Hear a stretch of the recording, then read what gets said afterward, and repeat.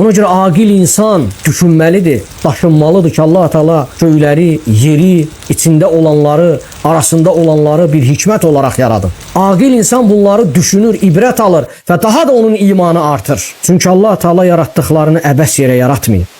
Əsla. Allah bundan uzaqdır. Kim belə düşünərsə Allahı sanki yaradılanları boş bir şey üzərində yaratdığı kimi təsəvvür edər.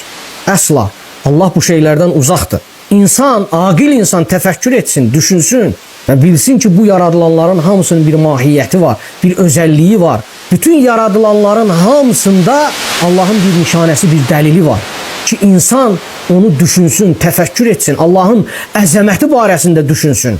Fikir verin, Allah Teala deyir, əgər biz özümüzə bir əyləncə etmək istəsəydik, o zaman onu öz dərgahımızda olanlardan edərdik.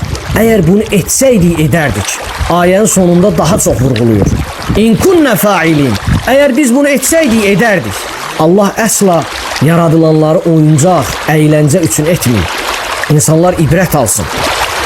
İnsanlar düşünsün ki, bu yaradılanların hamısının bir mahiyyəti var. İnsana verilən ömrün, o zamanın bir gün Allah qarşısında haqq hesabı var. İnsana bəlli ömür verilir, hər kəsə müxtəlif. Və insana verilən ömrün mütləq Allahın huzurunda bir gün sorğu sualı var.